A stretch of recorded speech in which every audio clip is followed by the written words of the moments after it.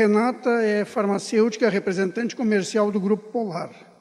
Graduada em Farmácia Industrial pela Universidade de São Caetano do Sul, pós-graduada em Gestão Industrial Farmacêutica pela Universidade Oswaldo Cruz. Docente de cursos de extensão e de pós-graduação do Instituto Racine, membro do Comitê de Cadeia Fria do ISPE Brasil. Então, convidamos a farmacêutica Silvana para a palestra. E convidamos a farmacêutica Silvana Montagna, da Comissão de Indústria, para fazer parte da mesa. Oi, boa tarde a todos. Eu sou a Renata, eu trabalho especificamente com cadeia fria. Eu trabalho numa empresa que chama Polar Técnica, que ela faz parte do Grupo Polar. É uma empresa bem especializada e voltada para a área de cadeia fria. Então, ao longo desses anos que eu trabalho lá já há 7 anos e meio, eu sou focada totalmente na validação, na qualificação do transporte de uma embalagem qualificada de um produto que é sensível à temperatura. Então, um produto que tem uma temperatura controlada. Na verdade, todos os medicamentos têm temperatura controlada. Uns, uma temperatura mais sensível que a outra. Mas todo medicamento não deixa de ser um medicamento que tem um controle de temperatura. Seja ele mais crítico, como um produto de 2 a 8, ou seja ele um produto, como a gente chama de carga seca, que é um produto de 15 a 25, 15 a 30 graus. Mas qualquer medicamento tem um controle de temperatura hoje, né? Sempre teve, na verdade. E por muitos anos, a gente se focou na área do 2 a 8, porque era a maior solicitação que a gente tinha no mercado, até que agora a gente também está se especializando em produtos que a gente chama de carga seca. A solicitação está sendo muito grande por parte dos nossos clientes, também por conta de solicitações que eles estão vindo a ter por fiscalizações e tudo mais. Então, ao longo desses anos todos, acabei me especializando na área. Hoje eu dou também algumas palestras, eu dou alguns cursos e também dou aulas em pós-graduação, para pós-graduação e até cursos de extensão pela Racine, não sei se vocês conhecem, mas é uma escola bem especializada na área farmacêutica. Então, se vocês tiverem dúvida, depois vocês podem perguntar, fiquem à vontade. Vou tentar pincelar bastante essa área, né? Eu vou tentar mostrar para vocês o que está sendo exigido hoje na hora da gente fazer uma qualificação de uma embalagem. Então, o assunto é muito extenso, tem muita coisa para falar. Eu tentei sugar ao máximo aqui de material, para que eu consiga passar pelo menos o que hoje as empresas estão fazendo. Mas, se vocês me deixarem, eu fico o dia inteiro aqui falando. Aqui, como ele já se apresentou, né, para mim, esse é um dado, infelizmente, é um dado que eu tenho hoje para passar para vocês. Eu gosto de começar minhas palestras e até as minhas aulas com esse dado, para que as pessoas e vocês verifiquem o quanto que é importante a gente ter uma qualificação eficaz, uma embalagem qualificada, uma embalagem apropriada que faça o transporte correto de um produto, né? Principalmente um produto que a gente chama de termosensível. Então, aqui é um dado que eu tenho da Organização Mundial da Saúde, que 50% das vacinas no mundo inteiro chegam sem condição de uso ao paciente. Então, o medicamento ele é fabricado, ele é feito na indústria e por questões da logística, né, a forma, como eu posso dizer, na forma não eficaz como é feito esse transporte, quando chega no paciente final, ele chega sem condições de uso, né? E eu ainda costumo dizer, se ele só não fizer nenhum efeito para o paciente, já está bom demais. O ruim é se, além de tudo isso, além dele não estar fazendo a ação que ele precisa, ele ainda traz algum efeito colateral para o paciente. E esse dado, infelizmente, acontece por problemas na logística. Então, a gente fala cadeia do frio por quê? A cadeia do frio é um elo que você precisa que várias empresas trabalhem em conjunto para que esse elo não se rompa nesse meio desse processo. Então, é a indústria farmacêutica que manda para o operador logístico, que manda para a distribuidora, que manda para o paciente final, ou para um posto de saúde, ou para uma farmácia, e de uma farmácia, do posto de saúde, até o cliente final. Então, é muito importante que tenha todo esse processo de forma correta. Se alguém no meio não fizer do jeito como tem que ser feito, e acabar falhando, a gente rompeu o elo inteiro, e esse produto é perdido. E, claro, dificilmente você vai perceber se esse produto está perdido ou não. Alguns medicamentos, alguns oncológicos principalmente, quando ele sai da temperatura, ele cristaliza, então ele muda de fase, ele muda de cor. Então, aí, nesse caso, você consegue saber. Mas uma vacina, uma insulina, um colírio, ele não tem essa propriedade, ele não acaba acontecendo isso. Então, o paciente, na hora que ele vai fazer a administração do produto, ele realmente não sabe se aquele produto está sendo eficaz e se realmente vai fazer com que está sendo proposto para o organismo dele. Então, infelizmente, isso é um dado triste, posso dizer assim, porque 50% é muita coisa. Realmente é uma quantidade exorbitante quando a gente põe no final, né? Então, como eu disse para vocês, a cadeia fria, no geral, ele é um sistema de conservação, manejo, transporte e distribuição dos medicamentos, desde a saída do fabricante, né, do laboratório, da indústria, até o cliente final. Então, você tem que garantir que todo esse processo ele não vá sair da temperatura. Claro, existem alguns medicamentos que têm estabilidade acelerada e tudo mais. Mas a gente não pode garantir que um produto ele realmente vai trabalhar, ele vai continuar sendo eficaz por conta da estabilidade que ele tem. Então, a única parte do processo que realmente pode garantir se o produto ainda está apto ou não por ter um desvio de temperatura é a indústria. Então, só ele vai poder dizer se aquele produto realmente... Isso eu estou falando, gente, de um envio, de uma mercadoria, de um lote, de um produto, onde eu tive, semana passada, um cliente que teve um desvio de temperatura, a mercadoria dele valia mais de R$2 milhões. Então, nesse caso, ele teve que pegar o medicamento, o produto, voltar uma parte para dentro da empresa de novo, para eles fazerem todos os estudos, para saber se realmente aquele medicamento havia se perdido ou não. Mas isso foi...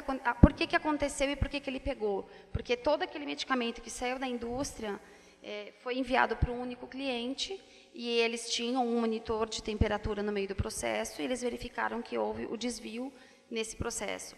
Mas uma vez que a gente vai pulverizando esses medicamentos, né, chegou na indústria, a indústria mandou para o operador logístico, que mandou para uma distribuidora, a distribuidora fracionou para um posto de saúde, aí o medicamento começa a pulverizar, não tem como a gente saber realmente o que aconteceu com ele no meio do caminho. Então, se ele não tem alguma característica que ele acabe mudando uma propriedade dele, você pode acabar administrando um produto que realmente já saiu de temperatura e já, consequentemente, não tem mais nenhuma ação. Aqui eu tento explicar um pouquinho a diferença da qualificação e da validação. É muito normal as pessoas utilizarem o termo validação quando a gente fala de uma embalagem, quando a gente faz o processo para saber se aquela embalagem realmente está trabalhando de acordo com as suas necessidades. Então, aqui eu explico, né, qual que é a diferença entre os dois termos, por que a gente usa determinado termo para cada tipo de processo, né? Então, a própria Anvisa, ela fala que a validação e a qualificação possuem essencialmente o mesmo conceito. A diferença é que, normalmente, o termo qualificação é normalmente utilizado para equipamentos, utilidades e sistemas, enquanto a validação se aplica ao processo. Então, quando eu falo de uma validação, de um processo de esterilização, então, é todo um processo que eu tenho que trabalhar de acordo para que, no final, aquele produto esteja esterilizado. E eu qualifico o equipamento que faz parte desse processo de esterilização. Então, eu nunca valido a autoclave. Eu qualifico a minha autoclave e, dentro de todas ela trabalhando de acordo com todos os parâmetros que ela precisa, no final, ela vai me dar um produto esterilizado, que todo esse conjunto, esse processo todo, eu posso dizer que está validado.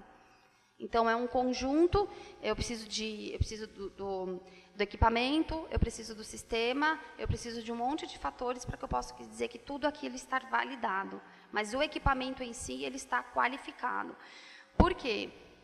Aqui na OMS também, eles falam que é um ato documentado, a validação, né, que é um ato documentado que atesta que qualquer procedimento, processo, equipamento, operação realmente conduz a um resultado esperado. Então, ela sempre vai ter que trabalhar de acordo e ter aquele resultado esperado. Ela sempre vai ter que fazer com que no final, então vou dar o exemplo da autoclave. Então, no final, ela sempre vai ter que ter um produto, ela vai ter que trabalhar naquela temperatura, para no final me dar um produto esterilizado. Eu não posso variar essa temperatura da autoclave. Ela não pode um dia trabalhar a 115, um dia a 135, ela sempre tem que trabalhar a 121 graus, para poder esterilizar aquele produto. Então, a autoclave, no caso, ela vai ser um processo qualificado, ela vai dar um resultado esperado, mas que no final eu tenho um processo de esterilização. Então, por que eu estou explicando isso? Por que a gente não pode dizer que quando a gente fala da cadeia fria é um processo validado, e sim um processo qualificado? Porque quando eu faço os testes para comprovar que aquela caixa realmente está produzindo o resultado que eu espero, ela nunca vai trabalhar de acordo com os resultados sempre iguais todas as vezes. Então, prática de mercado, hoje, é que hoje já existe um guia, que eu vou falar rapidinho sobre ele daqui para frente, um pouco mais para frente, mas durante muito tempo existia-se a prática de mercado de realizar pelo menos 3 testes para comprovar que aquela embalagem realmente é eficaz. Ela atende o tempo de transporte que você precisa para os seus medicamentos chegarem de forma correta. E eu nunca faço um teste só. Eu sempre vou fazer um teste, vou fazer o segundo teste, e vou fazer o terceiro teste. Eu preciso de 3 resultados positivos para que eu realmente saiba que aquela embalagem está trabalhando de acordo com o tempo proposto. E aí, no caso, cada dia que eu envio essa caixa, já está uma temperatura diferente. Cada dia que eu envio essa caixa, o gelo que eu estou colocando nela está num freezer, que o próprio freezer tem uma faixa de temperatura. Então, o freezer ele nem sempre vai estar todo dia a menos 18 graus. Tem dia que ele pode estar menos 15, tem dia que ele pode estar menos 20, tem dia que ele pode estar menos 30. Então, já começa por aí. Eu não tenho sempre a mesma temperatura do gelo que vai entrar naquela embalagem. Como eu também nunca vou ter sempre a mesma temperatura do produto. Então, a própria geladeira, quando a gente qualifica o equipamento, quando a gente qualifica a geladeira, a gente garante que ela tem que trabalhar de 2 a 8.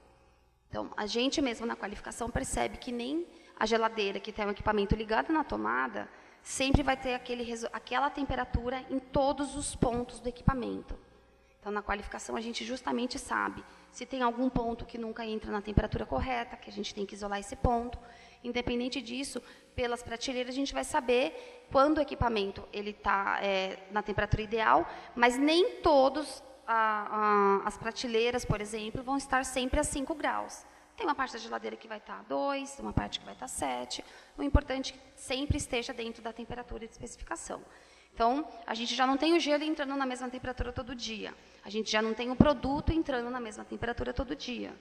Vou montar a embalagem. E eu nunca vou ter a mesma temperatura todos os dias. Mesmo que a gente envie as caixas. Os 3 testes, por exemplo, no inverno, nem sempre, hoje vai estar 15, amanhã vai estar 20 e amanhã vai estar 11, e no outro dia 11. Sempre a temperatura é diferente. Por conta de todas essas variáveis que a gente não consegue controlar, a gente não tem o poder de controlar essas variáveis do processo, eu não posso dizer que eu valido essa embalagem, eu qualifico ela, porque são variáveis não controláveis. Então, quando a gente fala do processo de uma embalagem, a gente sempre fala que a gente tem um processo de qualificação. Embora a gente sabe que é muito usado o termo validação, não tem nenhum tipo de problema, não acontece nada grave pelo fato de usar o termo validação, mas como a gente, eu costumo explicar que no processo, no geral, quando a gente fala de embalagens, a gente fala de uma qualificação. Então, aqui eu trouxe alguns exemplos. Eu não sei quem estava presente na outra palestra que eu dei, teve um dia de evento que foi farmacêutico na logística. Eu não consegui dar minha palestra inteira aquele dia, por conta do tempo, mas eu comecei um pouco sobre a palestra e eu acabei mostrando essas imagens também. Não sei se alguém já chegou a ver, são as mesmas imagens, para quem está vindo pela primeira vez. Aqui é umas imagens que a gente pegou. A fonte, essas imagens, ela fica no Museu de História Natural de Nova York. E aqui mostra, mais ou menos, como que é o transporte. Aqui, no caso, a gente está falando de um transporte de vacina de pólio na região do Paquistão. Então, a gente vê que eu posso colocar minha mão no fogo que essa embalagem, essa caixinha aqui não está qualificada. Não tem a quantidade de gelo ideal, não tem o isolante térmico aí para proteger entre o gelo e o produto e não congelar o produto. Eu imagino que a temperatura aqui está bem amena, está bem fresquinha, né? Não está um dia assim de muito calor. Então, aqui, no caso, né, uma das fotos que eu estou mostrando para vocês, é como que é feito o transporte de vacina. E o que mais assusta, que nem a gente tem aqui nessa foto, por exemplo, já que é no Líbano, também uma vacinação de pólio, isso aqui é de 2013. Eu estou falando de uma foto de 4 anos atrás. Não estou falando da década de 70, da década de 80. Estou falando realmente de uma fonte, de uma informação bem recente. Então, quando a gente vê esse tipo de foto, a gente realmente percebe por que o 50% existe. Então, está aí os 50% que a gente tem de fonte, infelizmente é um dado real, e aqui são algumas fotos que a gente tem para mostrar como exemplo de como que essas são as campanhas de vacinação. E quando a gente olha isso aqui foi no Líbano, aquela anterior que eu mostrei foi no Paquistão, tem mais uma aqui do Afeganistão também, aqui no caso, pelo que dá para perceber, parece que elas estão indo de casa em casa para dar a vacinação. Nessa foto anterior, eu entendo que isso aqui é o posto de saúde deles, essa faixa. Não imagino que essa casinha seja o posto de saúde, pelas roupas penduradas no varal, mas eu acho que o posto de saúde deles aqui é essa faixa pendurada, as crianças vão até essa pessoa, não sei qual a qualificação dela, né, de enfermeira, farmacêutica ou médica, não sei, mas vão até ela para poder tomar vacina. E a gente tem essa aqui na Índia também, também de 2013, também é uma campanha de pólio. E quando a gente olha isso, a gente fala, mas tudo bem, é lá no Oriente. Vocês acham que no Brasil é diferente? Não, lógico, não tenho nenhum tipo de convivência no Brasil para saber como que é, nunca presenciei, mas eu não duvido que seja assim. A diferença é que aqui talvez seja o quê? Um barco, não um burrinho, né? Como a gente sabe de vários, quando a gente começa a ver várias reportagens de como que chega na Amazônia, e chega assim, de barco, numa embalagenzinha, então aquela criança está recebendo a vacina, então a gente entende os problemas. Isso que eu estou falando de vacinação, isso quando não estou entrando em mérito de insulina, de um paciente diabético, de um colírio, muito menos de um produto oncológico, de um produto já realmente para uma função, a gente pode dizer assim, já mais crítica, né? Mas é mais ou menos isso que acontece quando a gente fala de um transporte não qualificado, e aí você vê a consequência que isso traz. Imagina, se essa embalagem realmente não está qualificada, imagina o que essa criança está realmente tomando aqui no caso, né? Então, hoje, quando a gente fala de uma qualificação, como que a gente vai começar a qualificar uma embalagem, né? Hoje, o que existe, o que é exigido, né? Hoje em dia, não existe nenhuma norma, nenhuma legislação, nenhuma norma, nenhuma RDC, não existe nada que diz como que é feito esse processo. Como que eu começo? Por onde eu começo? Tá bom, eu vou começar a trabalhar com um produto desse, ou eu já trabalho com um produto desse, mas a minha empresa não tem esse tipo de atenção. Nunca foi solicitado e eu quero implementar porque eu quero deixar tudo padronizado. Por onde eu começo? Então, aonde que eu posso pegar? Que norma? Não tem. Tá? Hoje existe o guia da Anvisa, que são para produtos biológicos. Esse guia é esse guia aqui, ó. Ele está disponível no site da Anvisa. Se mesmo assim vocês quiserem, depois vocês podem me mandar um e-mail que eu envio para vocês. É um PDF. Ele foi publicado agora oficialmente em abril de 2017. Ele foi lançado mais ou menos em março de 2015. Entrou em consulta pública até mais ou menos em março de 2016. Ficou um ano aí... Não, ele foi lançado mais ou menos em outubro, desculpa. Mas para o segundo semestre de 2015 teve um período de 6 meses para a gente poder fazer as contribuições. Ele recebeu todas as contribuições, analisou todas e realmente lançou o guia oficial agora em abril desse ano. Então, é um guia super recente. É o que hoje a gente tem de parâmetro para poder seguir quando a gente fala, porque, na verdade, é da Anvisa, mas lembrando que isso é um guia, não é norma. E ele foi voltado especificamente para produtos biológicos. Então, o foco dele, todo momento, ele diz que é quando você fala de um produto biológico, que você tem que fazer de acordo com esse guia, e aí ele define quais parâmetros você deve seguir para começar uma qualificação. E aí tem alguns clientes, eu já tive o caso de clientes que já quando me solicitou para fazer uma qualificação de uma embalagem para ele não tem produto biológico, mas ele preferiu seguir o guia, porque ele sabe que é uma tendência, se o guia já está dizendo, mesmo o produto dele não sendo biológico, ele já preferiu fazer de acordo com como esse guia está colocando. Então, é o que a gente tem de mais oficial hoje, é esse guia. Mesmo assim, no guia está bem explicado que você não é obrigatório, você não é obrigado a seguir os parâmetros, tá? Que ele é informativo e que você tem o direito de seguir ele ou não, né? Que fica a seu critério, que ele não tem caráter obrigatório. Mas é aquele negócio, quem está lançando é a Anvisa. Então, fica a seu critério se você vai acabar seguindo ele ou não quando você tem um produto biológico ou quando você realmente não tem necessidade de seguir exatamente como o guia fala. Por enquanto ainda não tem uma RDC mesmo, tá? Enquanto ainda não tem uma norma. E aí cada empresa acaba também estabelecendo o seu parâmetro, acaba escolhendo como que ela quer fazer, que forma que é mais viável para ela, como eu posso dizer, por um processo mais rápido, de ter uma qualificação mais rápida, ou até por questões financeiras, porque qualificar uma embalagem não é barato. É exigido alguns parâmetros que você acaba tendo algum tipo de gasto. Então, você acaba estabelecendo aquilo que você entende como ideal, dentro dos parâmetros que você tem para trabalhar. A cobrança está sendo cada vez maior. Eu estou nesse ramo há 7 anos. Eu posso dizer para vocês com certeza absoluta o quanto que a fiscalização aumentou nesse tempo com a qualificação de embalagem. Quando eu entrei na empresa, a maioria dos clientes que procuravam a gente eram clientes que queriam se adequar. Ele queria trabalhar realmente, nosso foco sempre, no começo sempre foi a indústria, por conta disso, porque como não era exigido, eram os clientes que nós tínhamos para trabalhar. Então, eles começaram pelo processo de qualificação, realmente, para ter uma embalagem bem qualificada, para realmente garantir que o processo, pelo menos da saída da porta da casa deles, está saindo de forma eficaz. E aí, com o trabalho foi crescendo, a fiscalização começou a ficar muito grande. Então, da quantidade de clientes que eu tinha no começo, porque ele queria se adequar, a quantidade de clientes que eu tenho hoje, porque eles são obrigados, é muito grande.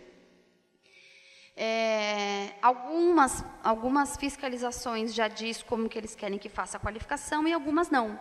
Então, algumas eles simplesmente falam, você tem que fazer, como você vai fazer, você define, e depois que você qualifica, ela decide se ela vai aceitar ou não, pelo jeito que ele fez. Algumas Covisas acabam já indicando como que é a forma ideal para qualificar.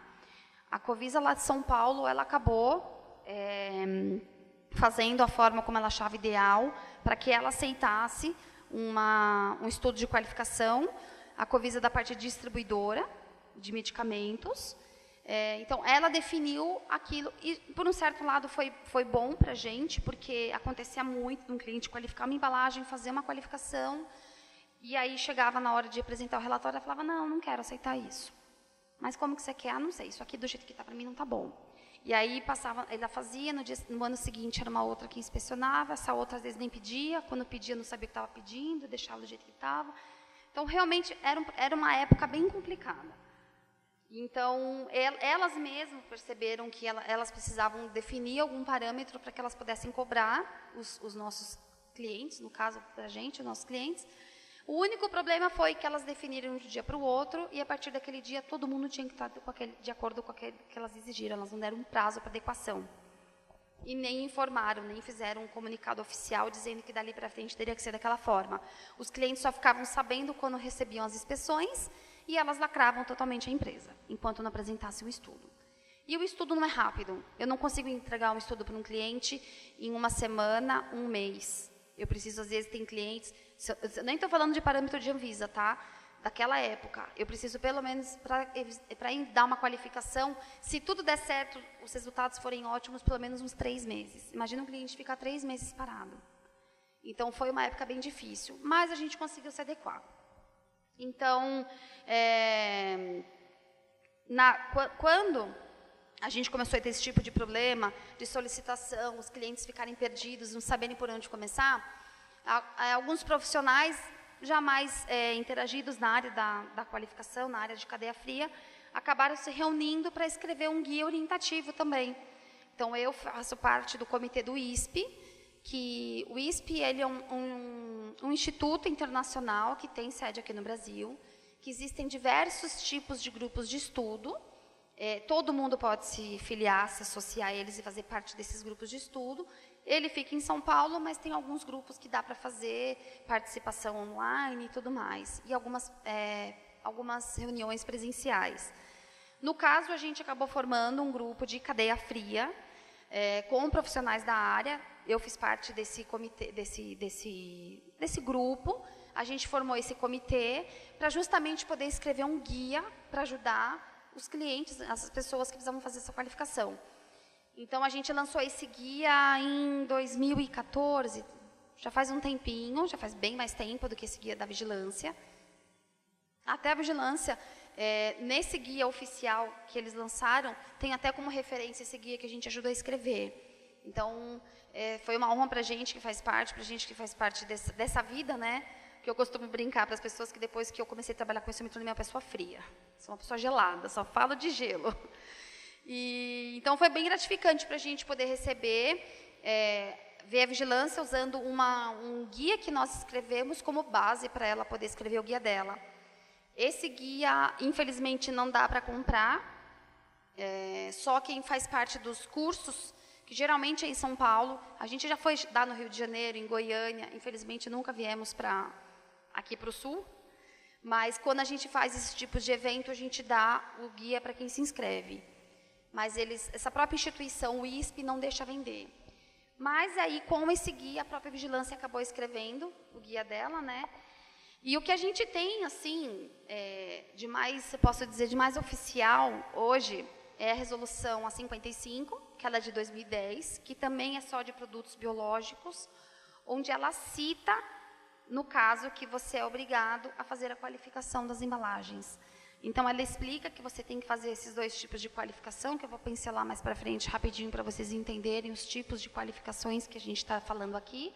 Mas ela fala que você tem que fazer a qualificação de operação e desempenho das embalagens a serem utilizadas para o transporte e validação dos procedimentos do princípio ativo, do biológico, a granel, do intermediário, da embalagem primária, do biológico terminado, do diluente e do adjuvante. E depois ela também termina dizendo que você tem que ter a qualificação de operação e desempenho das embalagens a serem utilizadas para o transporte do produto terminado em todo o território nacional. É só isso que ela fala. Né? Aí o cliente começa, o que é qualificação de operação, o que é qualificação de desempenho, não sei nem o que é isso, que termo é esse. É só isso que ela fala. Como você vai fazer, explicar esses tipos de qualificações que existem, por onde você começa, não adianta, ela não dá mais nenhuma informação. A única coisa que fala na 55 é isso, mais nada. Então, aí, posteriormente, a vigilância fez o próprio guia dela, né, que eu falei para vocês, que ele é de abril desse ano. E aqui nesse guia, ele fala como que você tem que qualificar, assim, qual o passo a passo para você começar uma qualificação. E ele começa dizendo quais os tipos de transporte que a gente pode utilizar para poder qualificar uma embalagem. Então, quando a gente faz a qualificação, a gente tem que sempre fazer de acordo com o mais real ou a forma como é no seu dia a dia. Então, você vai determinar que tipo de transporte você vai fazer. Se é um transporte ativo ou se é um transporte passivo. Um transporte ativo é quando eu realmente tenho um equipamento para fazer o transporte do meu produto.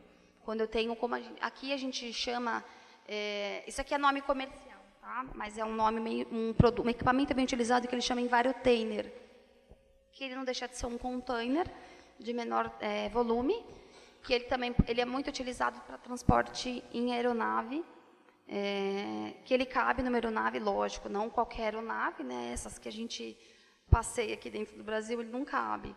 Mas quando a gente já fala de um avião cargueiro, alguma coisa assim, ele já entra, já consegue, ou dependendo do tipo do avião também, ele já entra dentro do avião. Ele tem uma dimensão bem menor do que um container que a gente realmente conhece, que vem de navio. Ele pode ser transportado por navio também, não tem problema. Ou a gente pode falar de um caminhão refrigerado. Esses dois tipos de transporte, que eu mostrei para vocês, ele precisa de uma fonte de alimentação para funcionar. Então, ele precisa estar ligado em alguma parte motora para que você faça esse transporte e que você tenha todos os produtos ali dentro na temperatura correta, não na mesma temperatura, porque todo equipamento, mesmo que seja ligado na tomada, ele nunca vai ser a temperatura homogênea. Sempre ele vai ter diferença de temperatura dentro dele.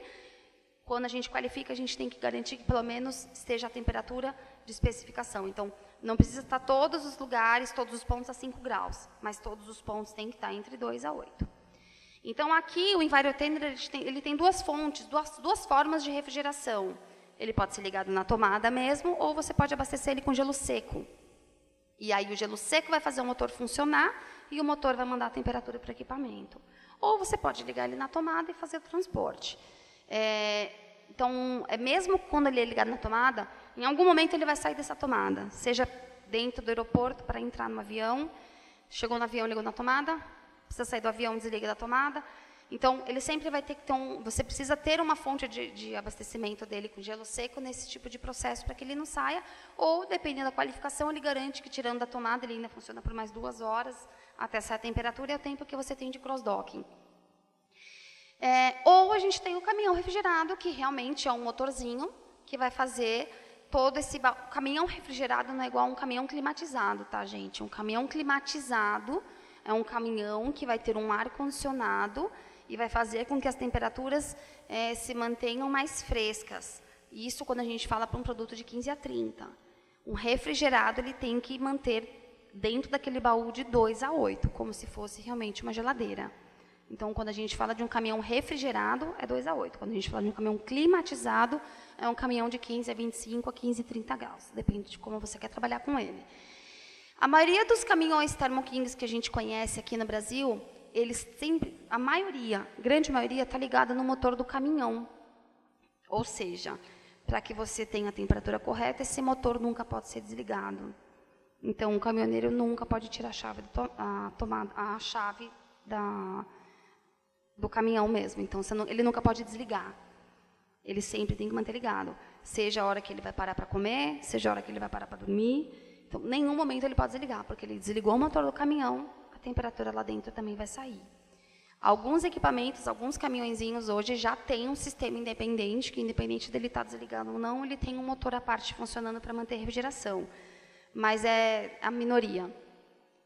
Então, é um tipo de transporte que existe no Brasil, independente de qual tipo, esse aqui também tem que ser qualificado. Eu tenho que qualificar esses equipamentos, eu tenho que garantir que todos os pontos dentro desse caminhão ou desse Envirotainer estejam na temperatura ideal, dentro da temperatura de especificação. Então, se eu fizer a qualificação e eu ver que algum ponto não está, eu tenho que isolar esse ponto e eu não posso pôr produto ali. A desvantagem desse tipo de transporte é que ele é quando a gente chama de porta a porta, e sempre por um grande volume. Eu não vou utilizar um transporte desse para mandar 3 caixinhas de medicamento. Aí é quando a gente tem que mandar um lote inteiro, e de porta a porta. Eu não posso aproveitar um transporte saindo de São Paulo, vai até a Bahia, mas ele já faz Rio de Janeiro, Espírito Santo, passa no Rio, deixa um pouco, passa lá, não pode. A partir do momento que você tem esse tipo de transporte, abriu a porta, ele tem que estar na temperatura ideal, também essa parte externa. Então, quando ele chega no operador logístico, por exemplo, a hora que vai fazer a abertura, essa área externa do operador logístico também tem que ser de 2 a 8, e aí você faz a retirada total do produto que está ali dentro. Então, isso aqui realmente é para grande volume, quando é vendido em lotes, em pallets. Isso é muito utilizado pelas indústrias farmacêuticas, principalmente para mandar para a área de saúde, para postos de saúde, produtos que são, a gente chama aqueles produtos que o governo são obrigados a dar, enfim, é esse tipo de produtos que é mais utilizado. E tem o transporte passivo, que é, posso dizer, a nossa área de atuação maior hoje no Brasil, que são um transporte que a gente chama de fracionado, porque aqui eu consigo transportar desde uma caixinha até 30 caixinhas do meu produto, dependendo do tamanho da embalagem que eu estou trabalhando. Então, no caso, eu tenho vários tipos de embalagens que a gente pode utilizar, no caso, para fazer esse transporte. Eu tenho desde caixas de EPS, isopor é o nome comercial também, mas a gente utiliza bastante, mas eu tenho desde caixas de EPS, caixas de PU, caixas térmicas, bolsas térmicas, maletas térmicas, enfim. Você vai avaliar que tipo de embalagem que é ideal para você, para o seu dia a dia, de acordo com o que cada uma tem a oferecer dentro do que você precisa. Eu preciso de... A primeira coisa que a gente precisa definir quando um cliente liga para a gente para solicitar uma qualificação, tem duas informações muito importantes que eu preciso pedir para o cliente, que sem elas eu não consigo começar nada, que é a temperatura do produto e o tempo de transporte que ele precisa. Porque tem embalagens que, independente do tempo de transporte que ele precisa, eu não vou conseguir utilizar. Então, um exemplo, assim, uma caixa de 3 litros, que é uma caixinha pequenininha, assim, ela é ótima para um transporte, para um produto unitário, só que ela não aguenta mais que 24 horas, por característica da própria embalagem. A embalagem tem uma parede muito fina, ela é muito vulnerável. Então, essa embalagem eu não consigo mais do que 24 horas. Aí acontece do cliente falar, mas eu tenho um colírio, eu transporto para o Brasil inteiro, eu preciso de 72 horas. Eu preciso de uma embalagem mais robusta. Eu preciso ver qual embalagem. Acontece dele ter que mandar uma caixa desse tamanho para um produto desse tamanho. Mas é porque essa embalagem suporta o tempo que ele precisa de transporte. Então, com essas duas informações, eu consigo começar a pensar que embalagem que ele vai ter que utilizar. Se ele tem que escolher, ou a gente costuma dizer, né? Ou ele vai ter investir em alguma coisa, ele vai ter que investir. Alguma coisa vai ser a mais cara do processo dele, ou a embalagem ou o frete. Porque para ele entregar em menos tempo, para ele ter uma embalagem que a gente pode dizer assim de menor qualidade, para entregar mais rápido, ele vai ter que pagar um frete para chegar mais rápido. Ou ele paga um frete para entregar, para dar um tempo maior de entrega, um frete mais barato, mas ele vai ter que ter uma embalagem mais robusta. E aí ele avalia o que ele quer fazer. A gente indica quais são as embalagens para aquele tempo que ele precisa, ele avalia os custos financeiros dessa embalagem, porque uma vez que eu qualificar essa embalagem, é ela que ele tem que usar no dia a dia. Não adianta ele qualificar uma embalagem de 20 litros parede tripla, ter um relatório lá de 20 litros e ele querer colocar de 3 litros no processo dele. Aí não adianta. Ele precisa manter os mesmos padrões de qualificação que eu fiz. Para qualificar aquela embalagem, ele tem que manter no dia a dia dele. Então, aqui eu explico, né, quais as diferenças, as embalagens do sistema passivo. Eles vão manter a faixa de temperatura. E o cliente tem que escolher qual que é a embalagem que vai adequar para o processo dele, para o que ele precisa. O que ele tem que lembrar é que sempre é o tempo de transporte que vai determinar qual a embalagem que ele vai utilizar, não o tamanho do produto. Essa é a parte que a gente mais tem, a gente pode dizer assim, um pouco de resistência com os clientes, quando eles verificam, às vezes, alguns custos dessas embalagens, mas é porque o tempo de transporte dele é muito longo. E a gente tem também os tipos de gelos, né, os tipos de elementos refrigerantes que a gente pode trabalhar para qualificar uma embalagem. Então, o cliente, de acordo também com essas perguntas que eu faço para o cliente, eu também sei indicar qual tipo de elemento refrigerante que ele pode utilizar, que vá durar o tempo de transporte que ele precisa.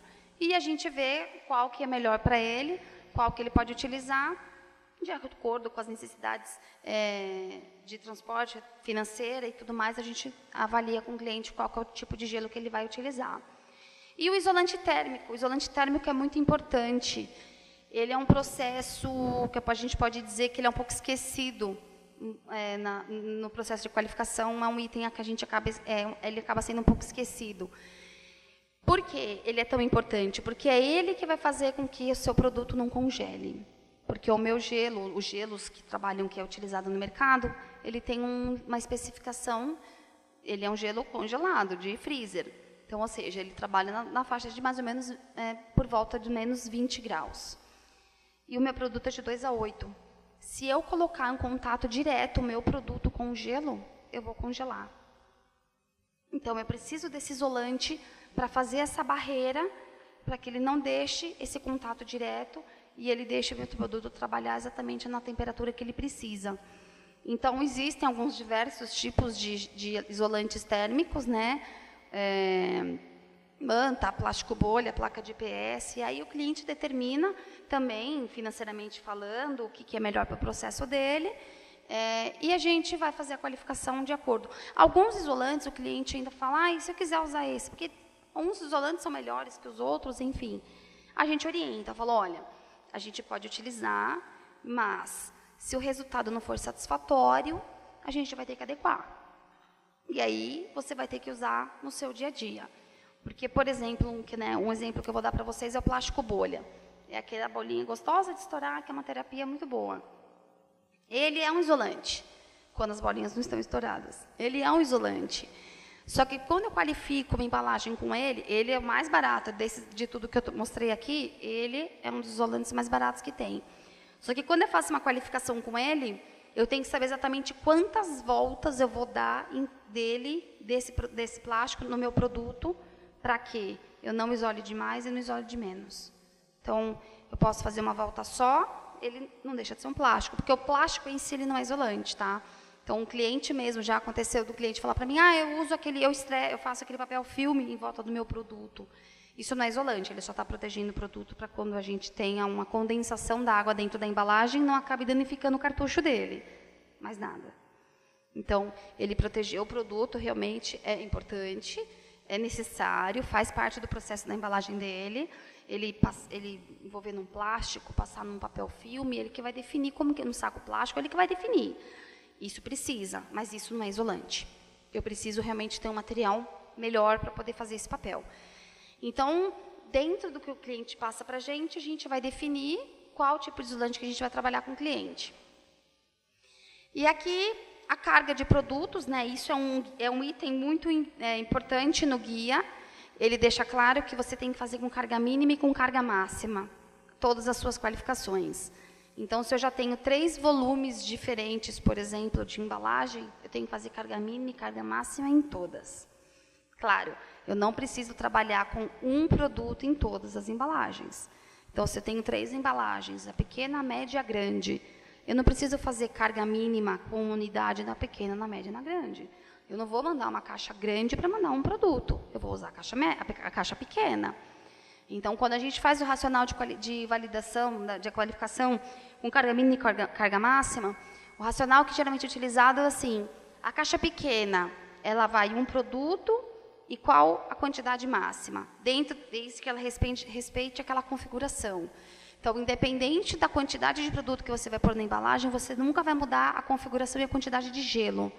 E nem pela estação do ano, porque eu já vi cliente falando, hoje está calor, eu ponho 3 gelos, hoje está frio, eu ponho 2.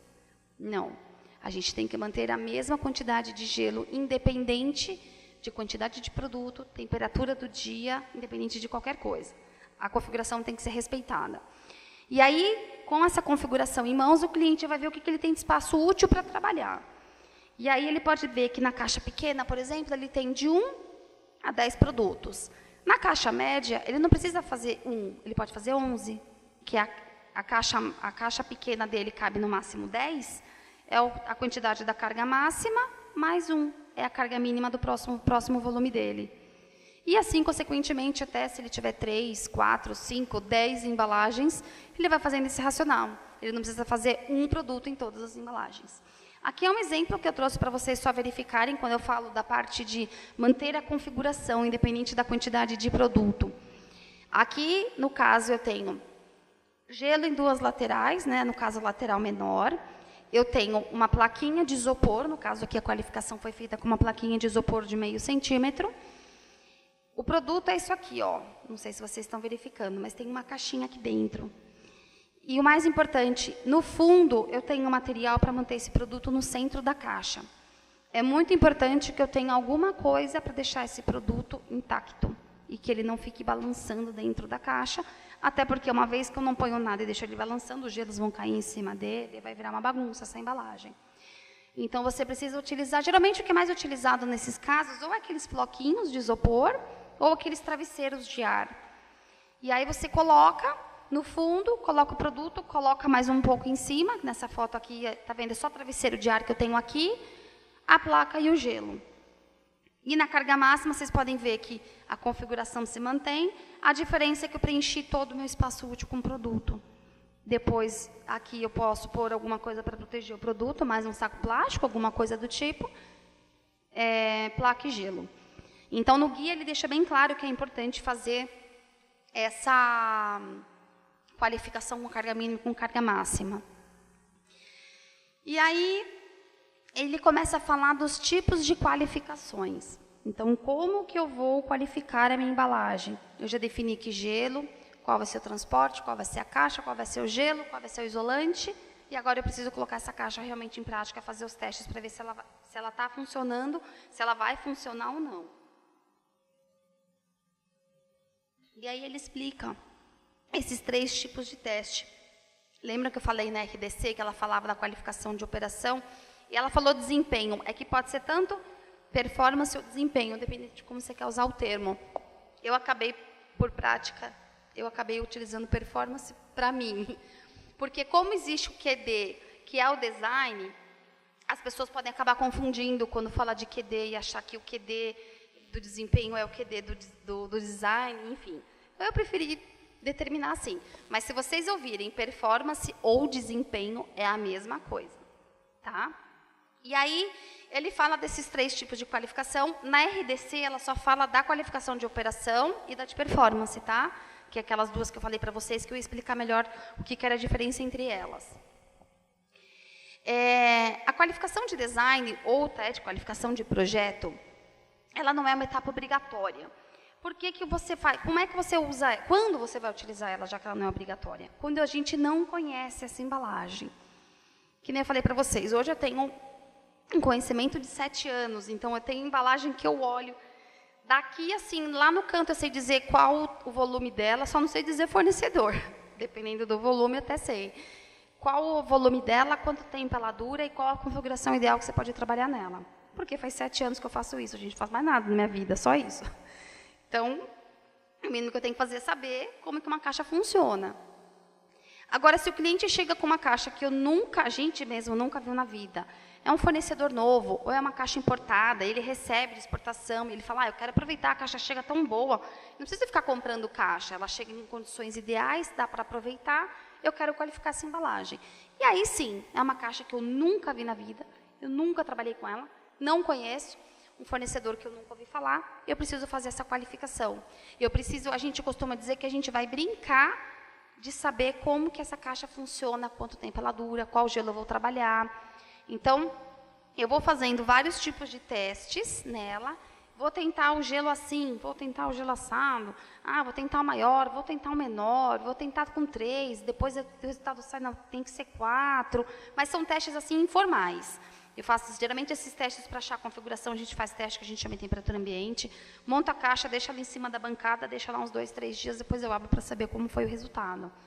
Então, isso é qualificação de design, quando eu não conheço a embalagem.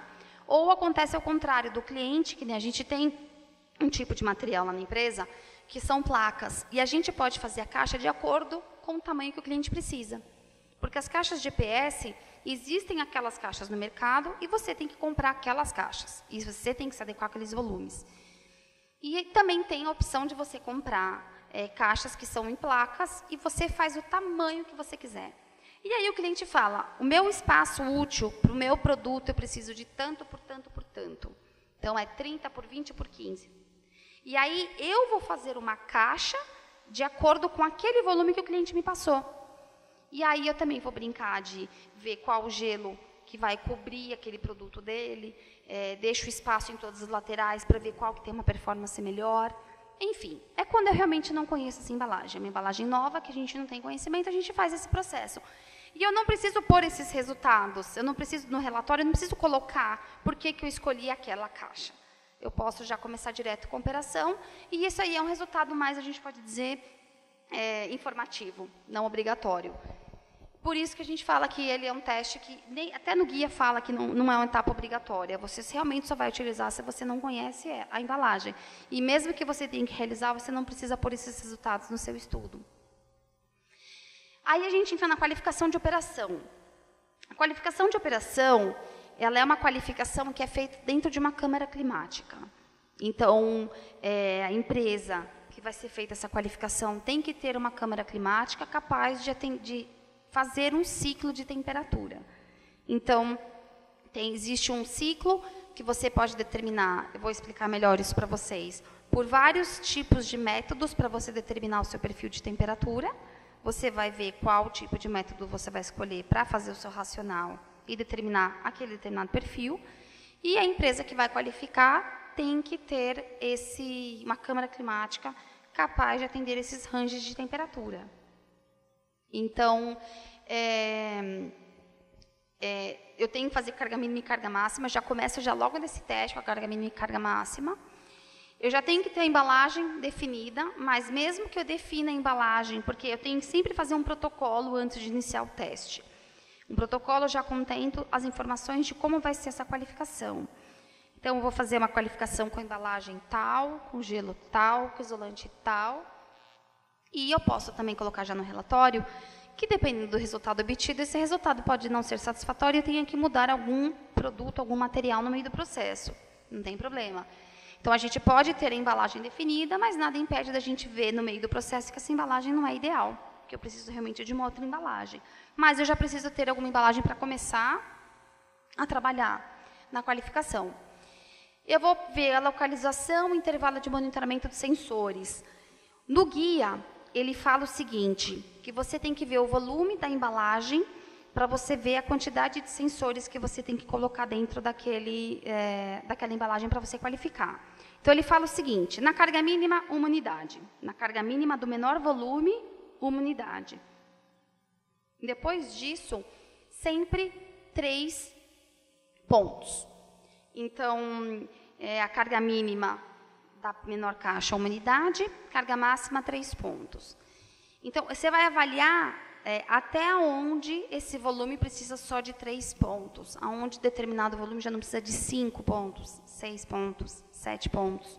Ele não diz ao certo quantos pontos tem que ter em cada volume de caixa. Na caixa de 3 na caixa de 5 são 3, na caixa de 20 são 5, na caixa de 80 são 10. Não. Ele diz para você fazer um racional, para que você veja, pelo volume da embalagem, a quantidade de sensores ideais que você tem que pôr dentro dela. E o intervalo de monitoramento, de cada quanto tempo eu vou pôr o meu data logger para fazer o registro de temperatura ideal.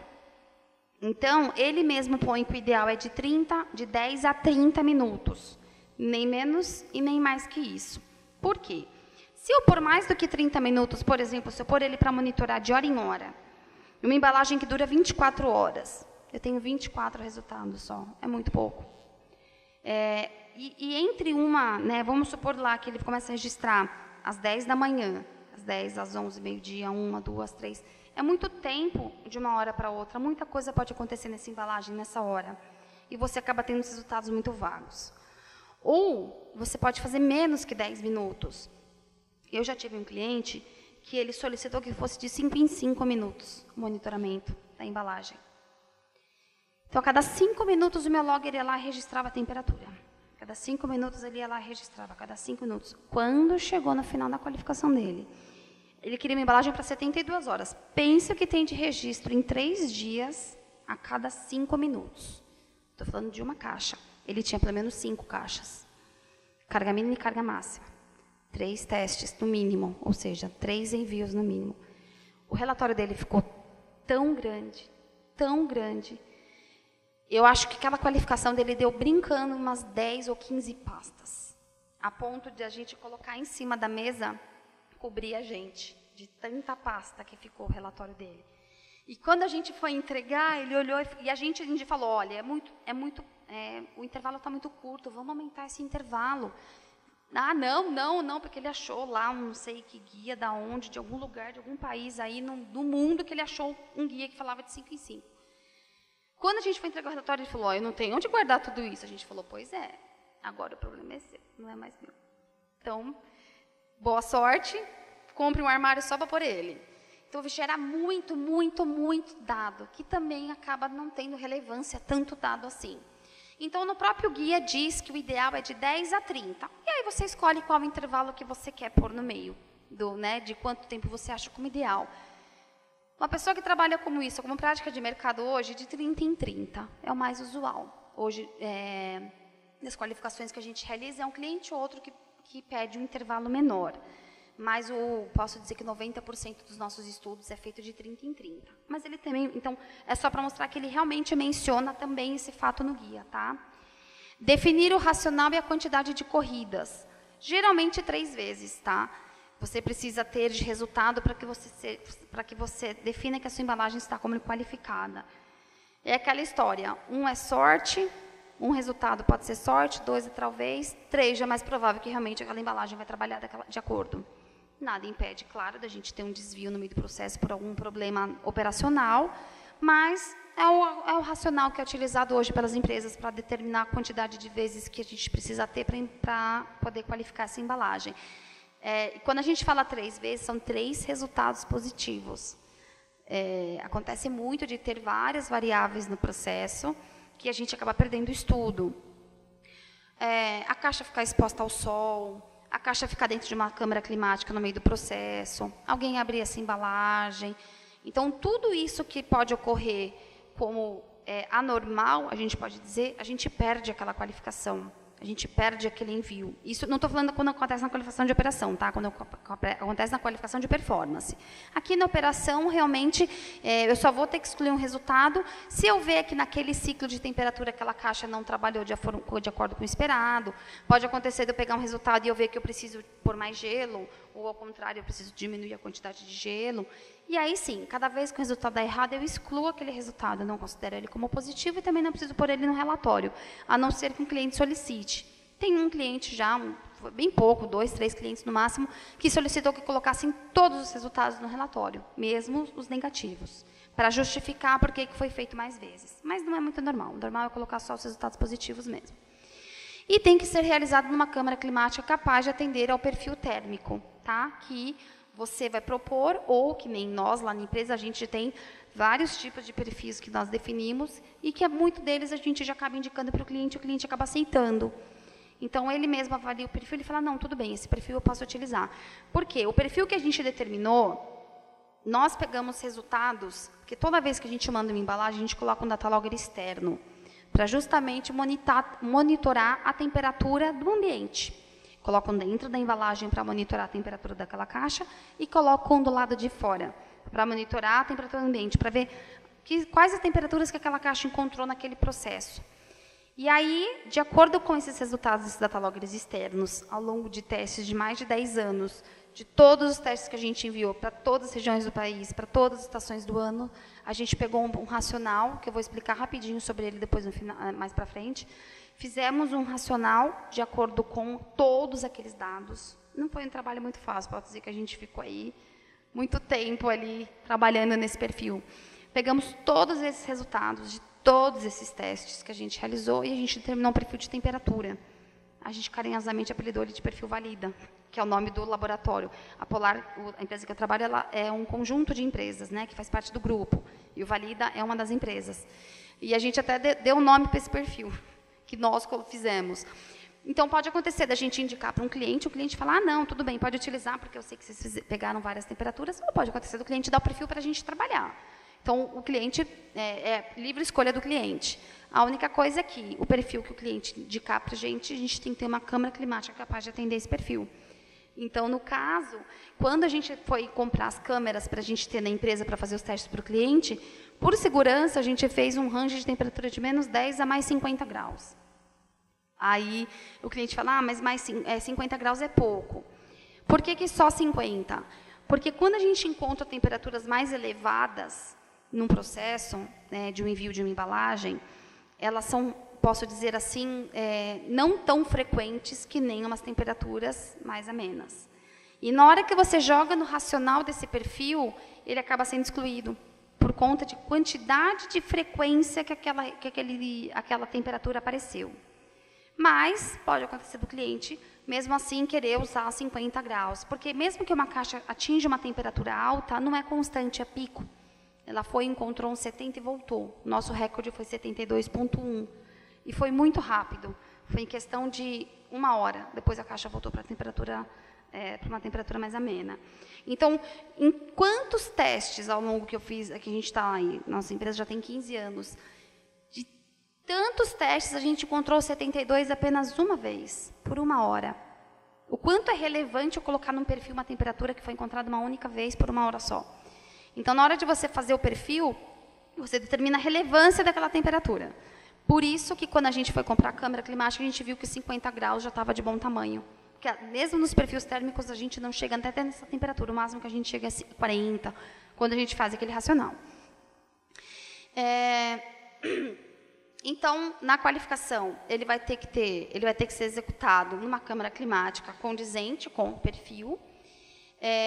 Aí eu vou tentar falar rapidinho como que eu vou definir o perfil de temperatura. Quanto tempo eu tenho ainda?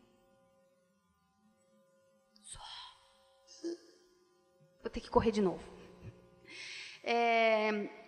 Então, eu vou passar rápido, porque assim, a parte do perfil de temperatura, eu dou uma explicada rápida quais os tipos de perfis, tipos de racionais técnicos que eu posso utilizar para determinar um perfil, para você determinar um ciclo de temperatura. Isso acaba sendo um pouco maçante, assim, sabe? Mas eu tento só explicar as diferenças técnicas que você tem para determinar um perfil. Então, tem clientes que entram em sites de temperatura, tipo o IMET, e vê qual a temperatura que foi encontrada numa região tal, na época tal. E aí ele quer usar aquele dado para fazer o perfil dele. Por que não é ideal? Porque a temperatura de transporte, ela nunca é igual à temperatura do ambiente. Para explicar isso um pouquinho melhor, imagina que eu tenho uma caixa dentro de um caminhão, e esse caminhão está andando. Quando ele está andando, ele tem uma circulação de ar dentro dele. E essa circulação de ar faz com que a temperatura seja mais amena. Essa temperatura só vai se elevar a hora que ele parar. Então, aí sim, a hora que o caminhoneiro para, com aquele caminhão no sol, aí vai virar uma estufa. Mas por quanto tempo ele para no sol? Só quando é na hora do almoço, às vezes ele para por 1, 2 horas. Então, a temperatura de transporte não é a temperatura do ambiente. Não é porque está 60 graus do lado de fora que dentro do caminhão também vai estar, porque eu tenho uma rotatividade de ar ali dentro, e isso faz com que a temperatura baixe. Então, quando a gente fala de usar os dados externos em sites, ele vai avaliar a temperatura do ambiente, não a temperatura de transporte. E você precisa, para fazer o seu perfil, a temperatura de transporte, o quanto que a sua caixa, as temperaturas que a sua caixa encontra no processo. Então, por isso que é uma forma de utilização, mas a gente entende que não é uma forma tão ideal, porque eu não estou sendo condizente com exatamente a temperatura que minha embalagem vai encontrar no processo dela. Mas é uma possibilidade, você entrar no site de temperatura, e assim, são dados que já passaram, que já aconteceram. Né? Eu não tenho, em tempo real, saber qual foi a temperatura que minha caixa encontrou naquele transporte. Que mais? Nem sempre o verão e inverno são os piores períodos para transporte. Isso é um dado que, quando eu falo, todo mundo fala, lá vem essa menina falar umas baboseiras aí, de ficar ouvindo essas coisas. Mas acontece. Eu fiz um estudo também dentro de todos esses milhares de testes que a gente realiza, a temperatura de transporte, e, assim, é que eu não vou dar tempo de apresentar para vocês, embora eu gostaria muito. Por isso eu falei que eu preciso de um dia inteiro para falar para vocês. Eu tenho dado, tenho história para contar para vocês, então... não consigo explicar agora os gráficos que eu tenho dentro desse estudo que eu realizei, mas eu tenho como dar com propriedade, poder dizer para vocês que eu tenho temperaturas altas no inverno e tenho temperaturas baixas no verão, inclusive na Bahia. Tá? De temperaturas de transporte que eu encontrei com o meu aparelho. Então, o meu aparelho pegou aquela temperatura. Na hora que eu cheguei para analisar o resultado, eu peguei lá 15 graus. Para Cuiabá, no verão, peguei. Tá? Por que a temperatura do transporte? Tá? Por quê? No transporte, o que acontece é onde essa caixa vai, uma boa parte do tempo, dentro do compartimento de uma aeronave. E o avião, quando ele sobe, a temperatura desce. Então, eu posso pegar uma temperatura de 15 graus. Por isso que eu falo que a temperatura de transporte, tá, gente? Não a temperatura do ambiente. E aí, dentro de uma aeronave, não importa se ela está subindo ou descendo, a temperatura vai baixar. Tá? Então, quando eu falo que verão e inverno nem sempre são os piores períodos para transporte, nem sempre o verão é o mais quente, o inverno é mais frio, é por conta disso. Então, não existe uma fórmula rápida, tá, para você utilizar o seu perfil. Existem alguns guias internacionais, que, por exemplo, um muito conhecido nessa área de qualificação, que é a ISTA 5B e a 7D. Só que ela é um guia internacional, ou seja, para temperaturas encontradas lá fora, onde inverno realmente é inverno e o verão é verão, o que não é aqui. Então, no próprio perfil de temperaturas aí eles indicam, eles fizeram um perfil de temperatura, está lá no guia. Se você quiser seguir aquele guia, você vai colocar aquele perfil na sua caixa para funcionar naquele perfil. E aí ele fala que você tem que pôr 18 graus por 4 horas, menos 10 graus por 2 horas, 10 graus de novo por 2 horas e menos 10 graus por 6 horas. E eu já vi cliente querendo utilizar esse perfil para fazer os testes do transporte dele aqui no Brasil. E aí pergunto, quantas vezes a gente vai pegar menos 10 graus por 6 horas? Em alguma região, por mais que seja aqui onde vocês gostam do friozinho. Você vai encontrar nunca. Então, não é a realidade. Pegar um guia internacional para você pegar um perfil que foi indicado no guia internacional para fazer o seu perfil aqui no Brasil, não é a realidade. O ideal é realmente pegar as temperaturas desse país louco que a gente vive aqui. Então, você também tem os dados históricos. Esse aqui é aquele que eu falei para vocês. Esse aqui é o que eu falei para vocês de usar sites internacionais para você pegar as temperaturas. E onde eu falei para você que a temperatura externa, a temperatura ambiente nunca é a temperatura de transporte. Então, entrar no site do INMET para saber no verão de tal ano, em tal cidade, qual foi a temperatura, não acaba sendo muito ideal. E a gente tem através de dados reais, que são o que a gente mais utiliza. A gente entendeu lá na empresa que é o método melhor para ser utilizado, para ficar mais próximo da realidade. Porque se eu fizer um perfil de temperatura muito louco numa qualificação de operação, quando eu jogar ela na qualificação de performance, que é o teste em campo, o resultado não vai ser igual. E aí eu vou ter que voltar essa caixa, porque daí no guia ele diz que é obrigatório você fazer nessa ordem. Qualificação de operação, para depois você fazer a qualificação de performance. E se você faz na operação, qualificou aquela embalagem, jogou para performance, ou seja, para o teste em campo, e essa caixa não deu o resultado esperado, volta tudo de novo. E, como eu disse para vocês, não é uma qualificação rápida. Quando eu falo volta tudo de novo, eu estou perdendo aí pelo menos uns 6, 7, 8, uns 10 meses aí. Então, por isso que a gente entendeu que, dessa forma, é o que a gente conseguiu de resultado mais próximo quando a gente fez a operação e quando a gente fez na performance. Que é um guia internacional, que a gente achou, que é uma pessoa super conceituada na área também, o nome dele é Rafik Bichara. É super louco o racional que ele fez, essa pessoa também é tipo um Einstein da vida, ele fez uns negócios loucos lá. A gente consegue seguir o guia dele e determinar um perfil, mas eu preciso de dados reais, eu preciso de dados que já foram de testes realizados anteriormente. Se eu não mapeio a minha rota constantemente, eu não consigo fazer esse perfil.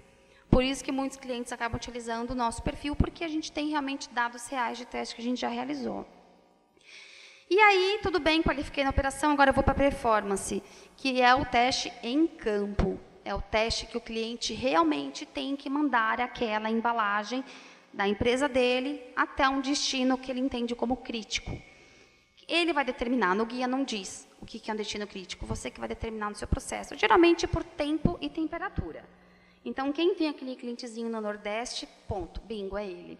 Porque é onde é mais quente e porque é onde demora mais para chegar. E aí ele usa esse cliente como base para o estudo dele. Então, a gente pode ser feito de duas formas. O meu agente, né, o pessoal técnico lá da empresa. Eu trabalhei na área técnica há muitos anos. Dos 7 anos e meio que eu estou na empresa, 7 anos eu trabalhei na área técnica. Agora que eu estou na área comercial. Então, tudo isso que eu estou contando para vocês é porque eu fiz boa parte desse processo. E aí a gente vai até o cliente, faz o teste lá, leva os nossos data loggers, realiza a montagem daquela embalagem, e aí o cliente, só que com placebo, não com produto real, e o cliente vai mandar realmente aquela caixa para aquele outro ponto. Né? Então, o meu cliente vai lá, vai mandar para um cliente que seja dele. E aí eu coloco o placebo, coloco um data logger e a gente monitora essa embalagem exatamente como vai ser a rota no dia a dia dele, de transporte. Chega lá na ponta, esse cliente não vai abrir essa embalagem, ele vai recusar e essa caixa volta. E aí eu consigo pegar exatamente o tempo de transporte, a temperatura de transporte e o tempo ideal de transporte desse cliente. E eu tenho que determinar, então, por que ele pode ser crítico para mim. Um cliente que demora mais tempo de entrega, alguma coisa assim. E aí, no guia, ele pede que você defina o seu local ou locais. Eu tenho um cliente que ele determina. Ele sempre manda para 2 locais. No verão, ele manda para um quente e um frio, e no inverno ele manda para um quente e um frio. Ou ele manda no verão para um local quente e no inverno para um local quente. Ele que determina, porque no guia ele diz que tem que ser feito no verão e no inverno. Então, quando a gente fala de uma qualificação completa, eu preciso de pelo menos um ano e pouco para qualificar essa embalagem. Porque se eu começar, por exemplo, a qualificar uma embalagem agora, a gente entrou na primavera, agora é o tempo ideal para fazer uma qualificação de operação, porque eu não estou nem no verão nem no inverno, então eu não posso mandar essas embalagens agora em campo. Então, é agora que o meu laboratório fica abarrotado de teste. Então, essas caixas estão agora, a maioria dos clientes agora entra na qualificação de operação, ou seja, ele vai começar a qualificar agora, aí vai chegar o verão, ele começa a qualificação de operação verão, e quando chega no inverno, a qualificação de operação, a qualificação de performance no inverno. Então, eu preciso no mínimo de um ano aí. Se ele começa a qualificação de operação no verão, eu não posso aproveitar que já é verão e começar a performance, tem uma ordem para começar. Então, ele vai começar de operação, não vai dar tempo de qualificar ela até o verão acabar. Aí, o que eu faço? Eu primeiro começo com o inverno e eu vou qualificar no verão do outro ano. Então, é um processo demorado, não é um processo rápido.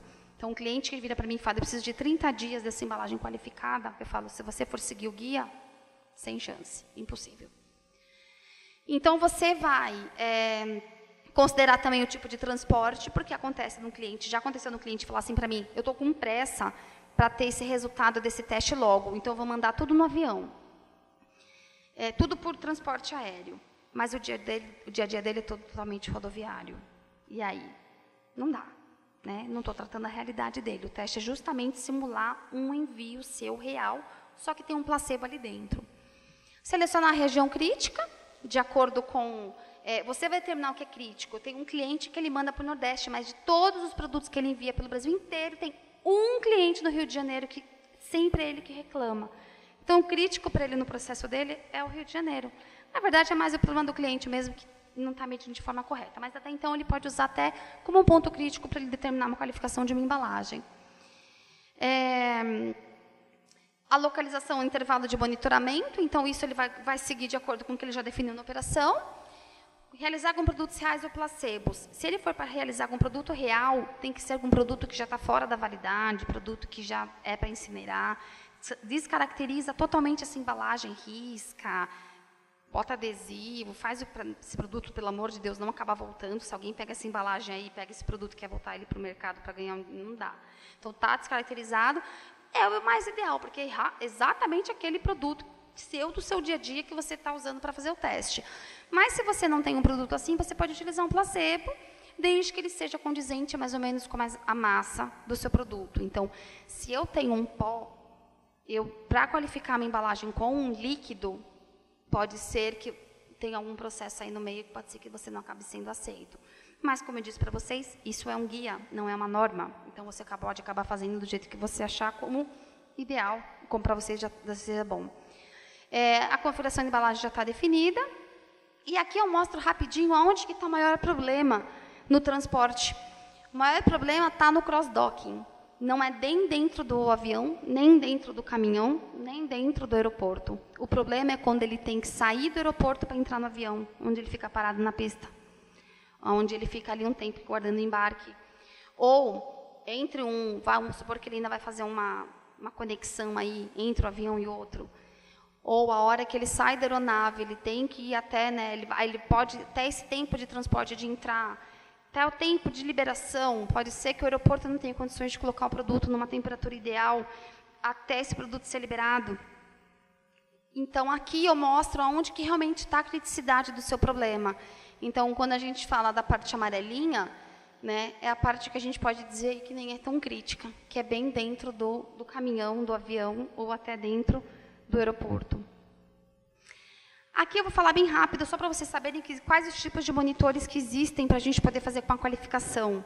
Então, existem data loggers e existem sensores químicos, que a gente diz. O sensor químico, ele nunca vai te dar um resultado, ele vai te mostrar uma ocorrência. Saiu ou não da temperatura, ele explode uma cor, ele é uma reação química ali que está acontecendo e você sabe se o produto saiu ou não, mais nada. Quando a gente fala de um data logger, é quando ele realmente vai te dar o resultado com gráfico, ponto a ponto, aquele dia, aquela hora, naquele minuto, naquele segundo, a temperatura estava tanto. Então, quando a gente fala de uma qualificação, só dá para fazer com um data logger, com um eletrônico. O químico, ele pode ser utilizado mais quando você quer fazer o monitoramento do seu transporte, mas não a qualificação. Tá? No guia ele também diz sobre isso, que é muito importante ser utilizado o data logger, o eletrônico, para fazer a qualificação. E aqui, foi o que eu falei, ele te dá gráficos, né? Ele pode ser descartável ou não, para fazer a qualificação, que nem a empresa que eu trabalho vive, né? Boa parte aí do nosso tempo é fazer qualificação. A gente tem mais de 1000 data loggers. E para a gente vale a pena ser um reutilizável, onde eu só tenho que calibrar ele todo ano.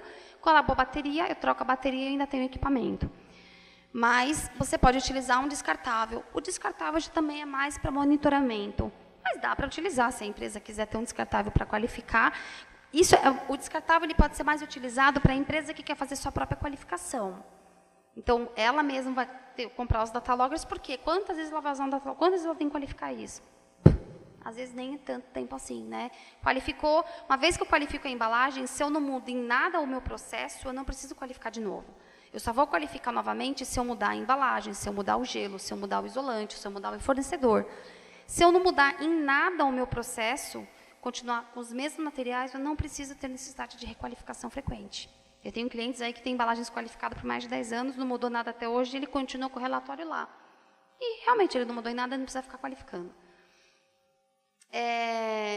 Aqui é rapidinho eu falo um pouquinho do aquecimento global para mostrar da importância de você ter uma embalagem qualificada, inclusive para um 1525. Um dos vídeos que eu queria que você passasse é o que está escrito playback, alguma coisa assim. É o vídeo que mostra o quanto o mundo tem esquentado ao longo dos anos. É esse aí, ó, playback, esse aí. Ele é um vídeo muito interessante que mostra o quanto a Terra era fria. Então, em 1800 e pouco, a maior parte do globo era azul, ou seja, era uma temperatura mais fria. Vai chegando em 1900, a temperatura já começa a esquentar mais. Vocês vão ver quando chega no ano 2000, o que acontece com esse globo terrestre. Então, aqui ele já está em 70, 80. Então, aqui começou o ano 2000 e aqui mostra até 2014 o quanto que a Terra esquentou. Então, o que era a Terra... Pode voltar para a apresentação. Era só para mostrar para vocês, isso aí é um vídeo que mostra o quanto que a Terra tem esquentado ao longo dos anos. É esse vídeo que eu vou mostrar. E aqui eu falo um pouco da medição de temperatura, como que você mede uma embalagem, que tipo de equipamento você pode utilizar para poder verificar se essa embalagem chegou de forma correta ou não. E aqui eu mostro as diferenças entre a gente trabalhar com infravermelho ou trabalhar com termômetro espeto. E eu falo das diferenças de resultado entre elas, mas eu posso dizer para vocês que hoje o melhor a ser utilizado é o espeto. Isso aqui é um quadro comparativo que eu fiz com um laser e com um espeto. Então, aqui eu estava no cliente medindo a temperatura do gelo, não sei se vocês estão conseguindo verificar, mas aqui no laser estava dando 4 graus e no espeto estava dando -9. Aí eu fui, tirei a foto e medi novamente. Entre a primeira foto e a outra não tem mais do que 15 segundos de diferença. O meu laser já estava dando 9 positivo e o meu espeto continuou no -9. Eu tenho uma diferença aí de 20 graus de temperatura por uma medição de um aparelho que, pelo incrível que pareça, acreditem ou não, estava calibrado, porque eu olhei a etiqueta. Então, isso mostra a diferença dos tipos de equipamentos que você tem, qual que a gente fala como uma opção mais confiável. Você tem no estudo de qualificação, não deixa de ser a sua opção mais confiável, porque quando você tem uma reclamação, você mostra para o cliente que você tem um estudo, que aquela embalagem, você seguiu um parâmetro para estar mandando ela daquela forma. E se mesmo assim ele quiser contestar, a melhor forma que a gente pode dizer para ele, pelo menos verificar de uma forma mais eficaz, é com o termômetro espeto, dentro de uma temperatura próxima ao produto que ele está verificando, que ele está querendo verificar. Então, é uma caixa com produto de 2 a 8, o ideal é que ele tenha uma câmera fria, ele abra essa embalagem dentro da câmera fria, coloque o espeto, feche novamente, espere uns 5 minutinhos e aí ele verifica a temperatura ideal. Nunca ler a temperatura no ambiente quente.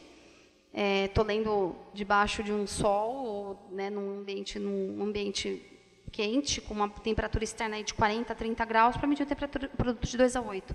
Porque automaticamente o ar quente é puxado. E aí você está verificando a temperatura do ar e não do produto. Então, era isso que eu queria passar para vocês.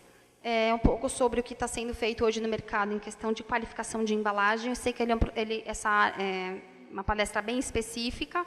É mais para quem trabalha realmente na área, para quem tem convivência. Eu vou olhando daqui quem está notando mais, quem não está. Eu até já sei quem trabalha e quem não trabalha com esse tipo de produto. Mas é isso, gente. O que eu queria passar para vocês. Eu tentei resumir o máximo possível, porque essa aula, quando eu costumo dar, é uma aula de 8 a 12 horas. Então, é muita coisa que eu tenho para passar para vocês, mas meu tempo era restrito. Consegui pincelar o máximo que eu podia. Espero que vocês tenham gostado. Você vai fazer as perguntas. A prática de mercado são 3, para cada tipo de teste. Então, para a operação, 3 resultados positivos. Então, pode ser que os 3 resultados positivos virem mais de 10 testes. Mas sempre depois que eu tenho 3 resultados positivos, que eu posso partir para o próximo teste, depois de 3 resultados positivos, que eu concluo o estudo. Oi, boa tarde. Boa tarde. Tu comentaste no início da apresentação que, no início do teu trabalho, vocês se basearam principalmente na questão da qualificação das embalagens na cadeia de frio mesmo, na temperatura de 2 a 8, mas que com o tempo agora vem sendo bem solicitado, né, a qualificação para 15 a 30 graus. Eu queria ver contigo se existe alguma possibilidade de se qualificar essas embalagens para transporte quando o caminhão não está climatizado, se só com isolante térmico consegue qualificar. Com caixa de isopor, sim. Não dá para qualificar ela com caixa de papelão. Porque o papelão também não é isolante. E também tem outra questão. Para eu qualificar minha embalagem, mesmo de 15 a 25, eu preciso ter um elemento refrigerante, eu preciso ter gelo. A diferença é que o gelo ele é diferente do que o gelo para um 2 a 8. Próprio, hoje que a gente tem de qualificação para esse tipo de produto, o gelo ele fica em temperatura de geladeira, não de freezer. Então, quando eu vou qualificar para 2 a 8, quando eu vou montar minha embalagem para 2 a 8, o gelo vai estar a menos 20. Quando é para o 15 a 25, esse gelo vai estar a 5. E ele tem uma propriedade diferente, ele não é igual. Ele tem um aditivo nele para que faça ele funcionar assim. E quando eu uso esse gelo, se eu estou numa embalagem de papelão, o que vai acontecer? Vai molhar. Né? E aí vai virar uma meleca. Então, para uma qualificação para o 15 a 25, para o 15 a 30, que a gente chama de carga seca, é necessário também utilizar uma caixa de isopor, uma caixa de EPS. E aí sim é feita uma qualificação com a quantidade de gelo, porque é a temperatura mais difícil de qualificar. Pelo incrível que pareça, a gente fala, mas tem 10 graus aí de temperatura, de 10 a 15, se for 15 a 30, então eu tenho mais ainda. Esses 5 graus realmente faz diferença para você ter uma embalagem por mais tempo. Então, hoje a gente tem, para 15 a 25, a gente conseguiu qualificar uma embalagem para, no máximo, umas 48, 50 horas. Para 15 a 30, a gente tem qualificação até 230 horas de uma embalagem. Então, esses 5 graus faz diferença, mas é a caixa mais difícil, porque eu não posso pôr gelo demais, que nem de 2 a 8, eu coloco ali gelo, eu posso revestir essa caixa, coloco isolante adequado para também, eu não posso pôr gelo demais também, que eu posso congelar o produto de 2 a 8, né? Se eu pôr muito gelo, esse produto vai ficar 0, menos 2. Mas para 15 a 30 eu não posso pôr nem quantidade demais, porque se eu pôr muita temperatura vai baixar de 15. E se eu não pôr gelo nenhum, quando ela pega uma temperatura externa, ela vai subir de 30. Então, é a faixa de temperatura mais difícil de trabalhar. Mas quando a gente fala de uma qualificação de um produto desse, tem que ser enviada com caixa de papelão. Infelizmente, caixa de isopor, desculpa, infelizmente. E a gente sabe que tem muitos produtos que não pagam nem embalagem. E existe o sucesso da qualificação de operação, que vocês fazem todos os testes em câmara climática, para depois transferir para a qualificação de desempenho, né, onde a temperatura é extremamente variável. Né?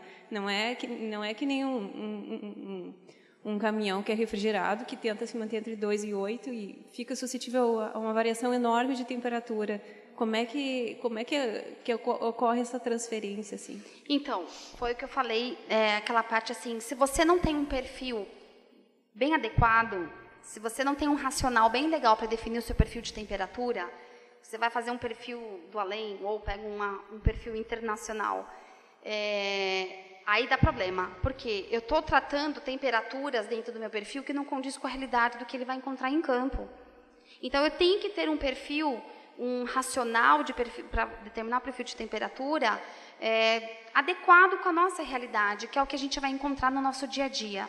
Então, se o perfil for realmente bem feito, lógico, ele sempre vai ser uma simulação. O perfil de temperatura dentro de uma câmara climática sempre vai ser uma simulação. Eu estou achando que ele vai encontrar essa temperatura depois. Mas se ele for bem feito, quando eu jogo para campo, eu não tenho problema. Eu só vou ter problema quando o perfil de temperatura realmente tem umas temperaturas assim muito diferentes, assim, que não tratam a nossa realidade. Aí acontece, quando sai da operação, vai para a performance, o resultado não tem nada a ver, nada a ver. Eu tenho clientes que querem colocar 50 graus por 2 dias no perfil para simular o pior possível. Sabe o que acontece? A gente vai abarrotar essa caixa de gelo para aguentar durante 2 dias uma temperatura de 50 graus. Então, eu preciso pôr muito gelo para aguentar isso. Aí, no dia a dia, ele não vai encontrar 50 graus. O que vai acontecer? Eu vou congelar todos os produtos que estão ali. Então, se o perfil de temperatura que foi determinado na qualificação de operação não for um perfil bem feito, aí sim dá problema quando eu jogo para performance ou para desempenho. Se ele for bem feito, a gente não encontra nenhuma dificuldade, os resultados acabam sendo satisfatórios. Certo, obrigada. Mais alguma pergunta? Quando não tem muita pergunta, eu fico preocupada. Ou eu fico feliz. Ou ninguém entendeu nada, ou todo mundo entendeu tudo. Então é isso, gente. Já que não tem nenhuma pergunta, então agradeço. Espero que vocês tenham gostado.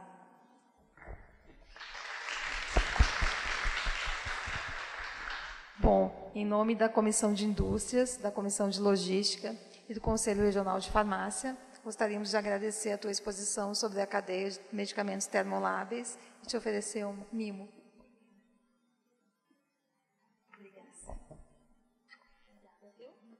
Obrigada a todos.